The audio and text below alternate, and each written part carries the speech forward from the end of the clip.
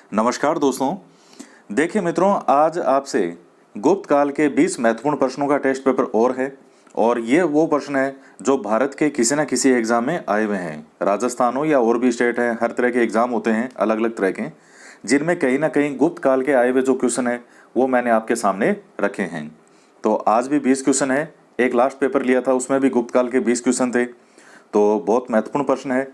आपके 20 में से कितने सही होते हैं ईमानदारी से ज़रूर बताइएगा, ईमानदारी से। तो लिख के बताइए कितने आपके 20 में से सही हुए। और वीडियो को लाइक ज़रूर करें, शेयर भी करें। इसके साथ ही मित्रों, जो लास्ट वीडियो था जिसमें गुप्त काल के जो एक 20 क्वेश्चनों का टेस्ट पेपर लिया था, उसी में से एक क्वेश्चन आपसे दोबारा पूछ रहे हैं। देखते हैं किसने वो ध्यान से देखा था कि गुप्त काल में महाराज धीराज की सर्वप्रथम उपाधि धारण करने वाला गुप्त शासक कौन था। मैंने आपको बताया था कि उनसे पहले के जो शासक बने उन्होंने केवल महाराज या महाराजा की उपाधि धारण की। ये पहले शासक थे जिन्होंने महाराजा धीराज की उपाधि धारण की। तो आपको उनका नाम बताना है। और आइए शुरुआत करते हैं। सबसे पहला क्वेश्चन है, मंदिर निर्माण कला का जन्म सर्वप्रथम कब हुआ? मौर्य काल में, गुप्त काल में, कुषाण काल में और सैंधव काल में? तो मंदिर निर्माण कला का जो सर्वप्रथम उद्भव होता है, जो जन्म होता है मंदिर निर्माण कला, तो ये होता है गुप्त काल में। इसका सही उत्तर होगा बी, गुप्त काल। नेक्स्ट है, चंद्रगुप्त द्वितीय ने विक्रमादित्य की उपाधि कब धारण की? शकों का उन्मूलन करने पर, गुप्त सिंहासन पर बैठने के बाद, चांदी के सिक्के जारी करने पर और उपयुक्त सभी। तो मित्रों, इसका सही उत्तर क्या होगा आप सोच लीजिए, वीडियो को स्टॉप करके सोच लीजिए। मैं उत्तर जो इनके हाथों हाथ बताता जाऊंगा ताकि समय ना लगे। मित्रों, इसका सही उत्तर होगा ए। जो शक होते हैं इनका उन्मूलन करने के बाद में जो है चंद्रगुप्त सेकंड ने विक्रमादित्य की उपाधि धारण की थी। और विक्रमादित्य की जो उपाधि है ये एक बहुत ही लोकप्रिय उपाधि हो चुकी थी। तो ए हो जाएगा इसका। नेक्स्ट आता है, गुप्त काल के सर्वाधिक लोकप्रिय देवता कौन थे? शिव, विष्णु, बुध और सूर्य। तो क्या होगा? इसका सही उत्तर हो जाएगा बी, विष्णु का। नेक्स्ट है, चंद्रगुप्त द्वितीय ने अपनी किस विजय की खुशी में चांदी के विशेष सिक्के जारी किए? बालिक प्रदेश को जीतने के बाद, हूणों को परास्त करने के बाद, शकों को परास्त करने के बाद और इनमें से कोई नहीं। तो मित्रों, क्या होगा इसका सही उत्तर? सही उत्तर होगा इसका सी, शकों को पराजित करने के बाद। तो सी हो जाएगा। नेक्स्ट है, महरौली दिल्ली स्थित लोहा स्तंभ का निर्माण किस सदी में हुआ था? चतुर्थ सदी में, सप्तम सदी, तृतीय सदी और द्वितीय सदी। तो क्या होगा इसका सही उत्तर? तो सही उत्तर जो होगा वो इसका होगा चतुर्थ सदी में। पहले भी हमने इसके बारे में चर्चा की है। ये लगभग इनमें क्वेश्चनों के बारे में हम सब पढ़ चुके हैं। जो माध्यमिक शिक्षा बोर्ड की किताबें थी उनमें लगभग ये चीज़ें आ चुकी हैं। कुछ एक नए फैक्ट हैं। फाहियान और हैनसांग ने के राज्यों को देखा, ये आया हुआ क्वेश्चन है। तो बताइए इनमें से कर्मशः हो रहा है, यानी पहले जो फाहियान है इसने किसका पहले वाला जो है किसको देखा और हैनसांग ने किसके राज्य को देखा? तो चार ऑप्शन आपके सामने है। आप वीडियो को स्टॉप कीजिए, आराम से इनको सोचिए, ऑप्शन पढ़िए। तो मित्रों देखते हैं। सबसे पहला है चंद्रगुप्त मौर्य, ये यहीं गलत हो गया। हर्ष तो जो है इसके समय कौन था? फाहियान। तो हर्ष के समय कौन था? हैनसांग। और हमें बताना है कर्मशः। तो फाहियान का पहला कौन सा होना चाहिए? तो ये तो नहीं होगा, हर्ष तो नहीं होगा। चंद्रगुप्त विक्रमादित्य और कृष्णदेव राय, ये भी गलत हो गया। डी, चंद्रगुप्त विक्रमादित्य और हर्षवर्धन, ये सही होगा। डी इसका ऑप्शन सही होगा क्योंकि फाहियान किसके समय आया था? चंद्रगुप्त द्वितीय जो था चंद्रगुप्त विक्रमादित्य के नाम से प्रसिद्ध, और हैनसांग आया था हर्षवर्धन के समय। तो इसका सही उत्तर हो जाएगा डी। नेक्स्ट क्वेश्चन है, धन्वंतरी कौन थे? चंद्रगुप्त मौर्य के विख्यात जनरल, चंद्रगुप्त विक्रमादित्य के राज दरबार के नवरत्न में से जो कि एक प्रसिद्ध चिकित्सक थे, और बाकी एक प्रसिद्ध नाटककार और सब के राज दरबार में संगीतज्ञ। तो क्या होगा इसका सही उत्तर? इसका सही उत्तर हो जाएगा बी, चंद्रगुप्त विक्रमादित्य। यानी जो चंद्रगुप्त द्वितीय है उन्होंने विक्रमादित्य की उपाधि धारण की थी, तो उनको चंद्रगुप्त द्वितीय विक्रमादित्य भी कह देते हैं और चंद्रगुप्त विक्रमादित्य भी कहते हैं। तो ये गुप्त काल के शासक हैं, बहुत ही फेमस। तो चंद्रगुप्त विक्रमादित्य के राज दरबार के नवरत्न में से एक जो कि प्रसिद्ध चिकित्सक थे। मित्रों, इनके चंद्रगुप्त द्वितीय जो हैं विक्रमादित्य, इनके नवरत्न थे दरबार में 9 महत्वपूर्ण विद्वान अलग अलग क्षेत्र से।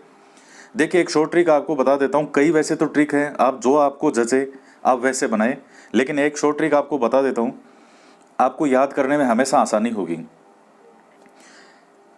आप ऐसे सोचिए, जैसे मान लीजिए सिर्फ याद करवाने के लिए है कि महाराणा प्रताप के समय की बात समझो आप। जैसे मान लो महाराणा प्रताप हैं और ये महाराणा प्रताप हैं और इनके सामने इनके बेटा है अमर सिंह। तो ये अमर सिंह को कोई ज्ञान की बातें बता रहे हैं महाराणा प्रताप। तो इसको समझिए, जैसे महाराणा प्रताप बैठे हैं गद्दी पर, सामने अमर सिंह है इनका बेटा। तो महाराणा प्रताप क्या कहते हैं, अमर सिंह। तो अमर सिंह कहता है हाँ पिताश्री। तो महाराणा प्रताप क्या कहते हैं, अमर सिंह बेशक बार बार छापा मारो, अमर सिंह बेशक बार बार छापा मारो, काला धन जो है वो घटना चाहिए। क्या कह रहे हैं, अमर सिंह बेशक बार बार छापा मारो लेकिन काला धन घटना चाहिए। ये लाइन आप चाहिए लिख लेना। अब मैं आपको इसको लिख के बता देता हूँ। क्या कहते हैं, सबसे पहला महाराणा प्रताप ने क्या बोला, अमर सिंह। तो जो चंद्रगुप्त विक्रमादित्य द्वितीय के दरबार में थे, कौन कौन से नवरत्न, पहला था अमर सिंह नाम से। ठीक है, अब ये महाराणा प्रताप वाला बेटा जो अमर सिंह है उसको मत मान लेना, केवल याद करवाने के लिए बोला है मैंने आपको, वो बहुत बाद में आएंगे। महाराणा प्रताप, अमर सिंह, ये तो गुप्त काल की बात चल रही है।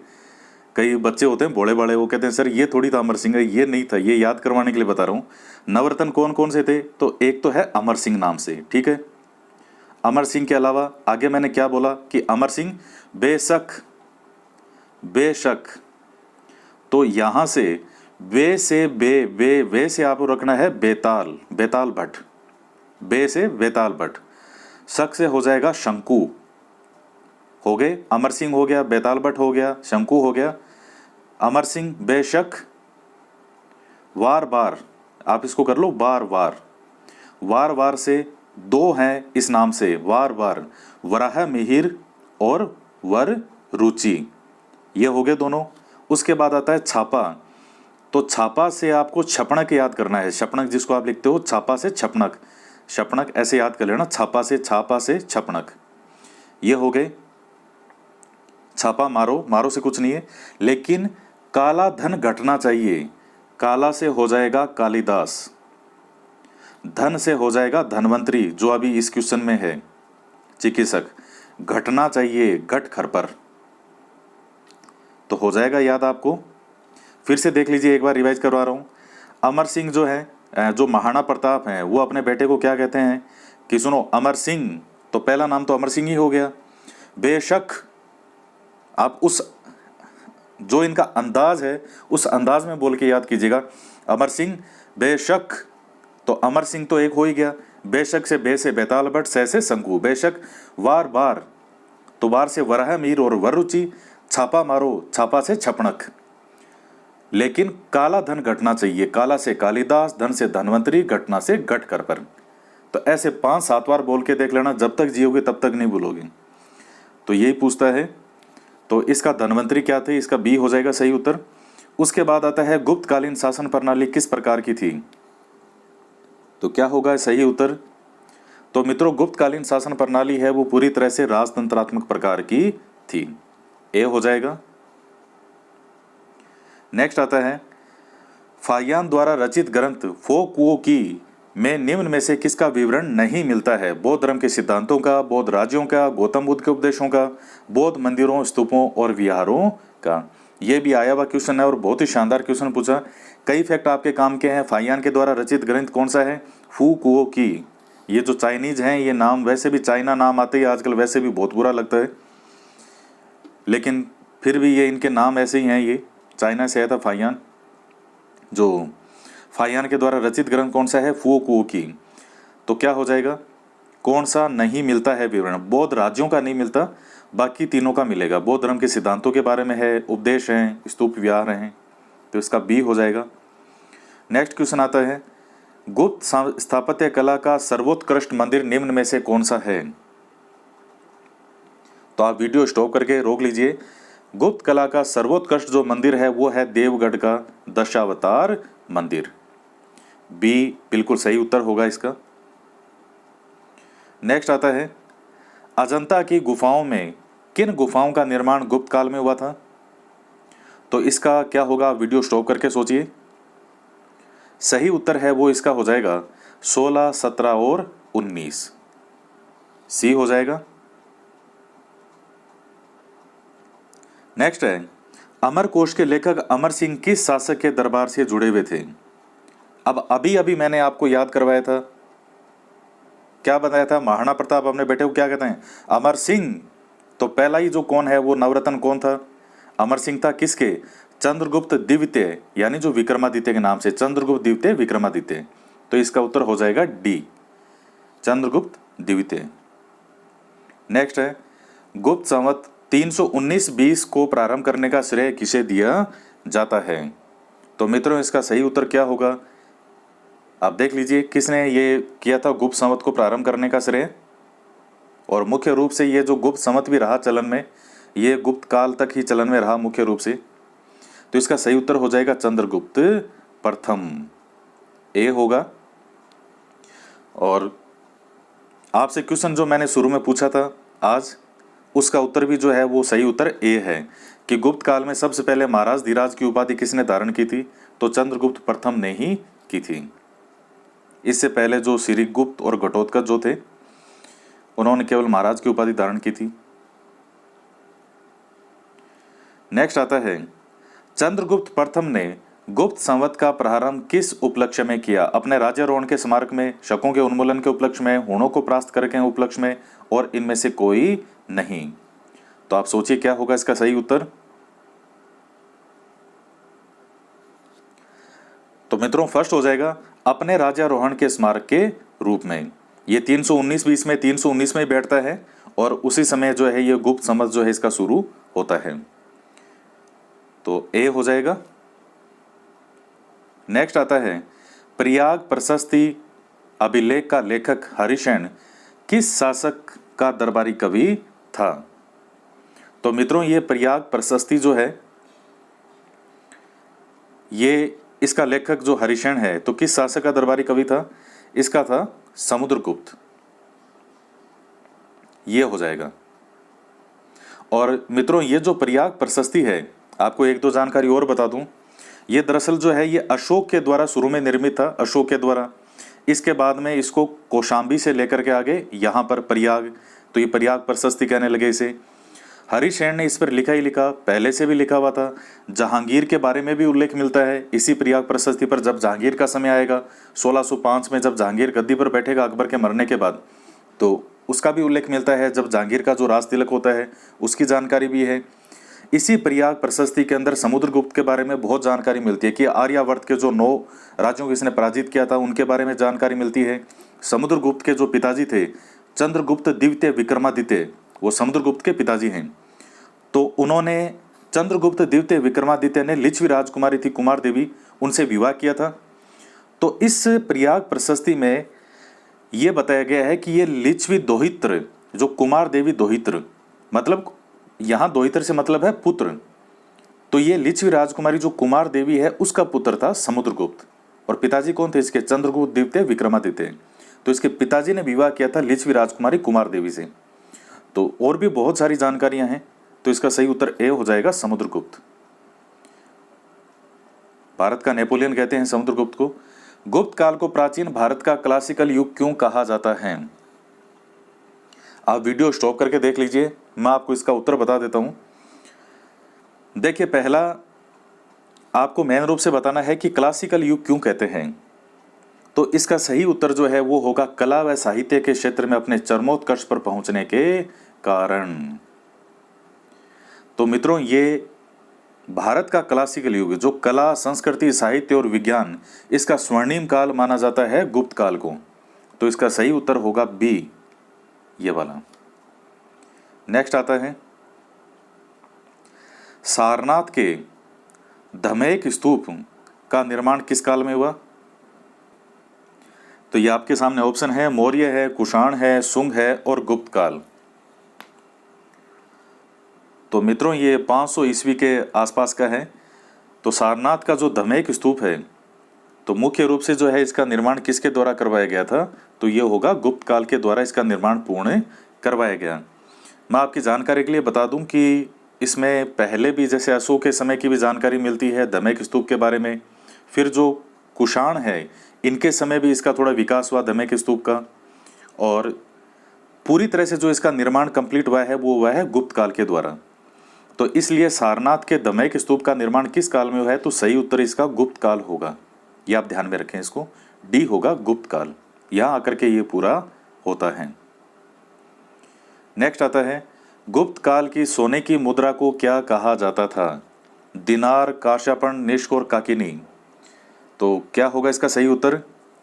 बहुत ही प्यारा और बहुत ही सुंदर क्वेश्चन है ये।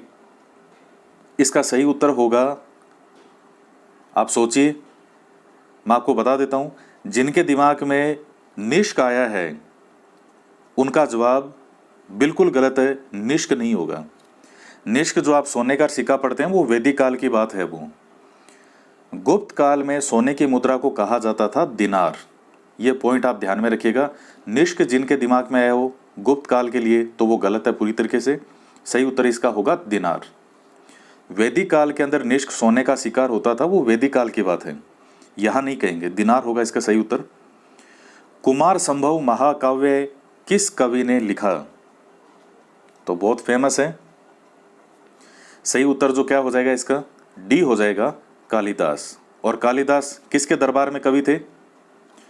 तो चंद्रगुप्त द्वितीय के दरबार में। चंद्रगुप्त द्वितीय विक्रमादित्य। आपको ट्रिक याद करवाई थी, काला धन घटना चाहिए। काला से कालिदास, धन से धनवंतरी, घट से घटना चाहिए से घट से घटकर पर। तो कालिदास हो जाएगा। नालंदा विश्वविद्यालय की स्थापना का युग है? तो ये तो बहुत पहले भी कई बार बताया, इसका सही उत्तर होगा गुप्त काल। तो दोस्तों ये आज 20 क्वेश्चन है और मेरा ये मानना है कि आपका चाहे कोई भी एग्जाम हो, चाहे पुलिस का हो, चाहे पटवारी हो, चाहे रीट हो, चाहे फर्स्ट ग्रेड हो, कोई सा भी एग्जाम हो, आज के वीडियो में से बहुत ज़्यादा संभावना बनती है क्योंकि क्वेश्चन आपके पूछ सकता है। क्योंकि मैं अभी वही क्वेश्चन आपके सामने रख रहा हूँ जो ये सब एग्जाम में आए हुए हैं। ये कोई भी अपने आप में एक नया क्वेश्चन नहीं बनाया मैंने। जो एग्जाम में आए हुए क्वेश्चन है भारत के पूरे हिंदुस्तान में किसी ना किसी एग्जाम में, चाहे राजस्थान हो चाहे कोई भी पेपर हो, उसके अंदर ये सब आए हुए प्रश्न हैं। तो आज की वीडियो में इतना ही। 20 में से आपके कितने सही होते हैं ईमानदारी से बताइएगा, बेईमानी मत कीजिएगा। तो सही बताएंगे, वैसे मुझे पूरी आशा, बिल्कुल सही बताएंगे, बेईमान नहीं करेंगे। 20 में से कितने सही होते हैं कमेंट करके ज़रूर बताइए और वीडियो को लाइक ज़रूर कीजिए। और अगर अच्छा लगे तो शेयर भी कर देना, नहीं तो आपकी इच्छा है। तो मिलते हैं नेक्स्ट वीडियो में एक नए टॉपिक के साथ। जय हिंद, जय भारत।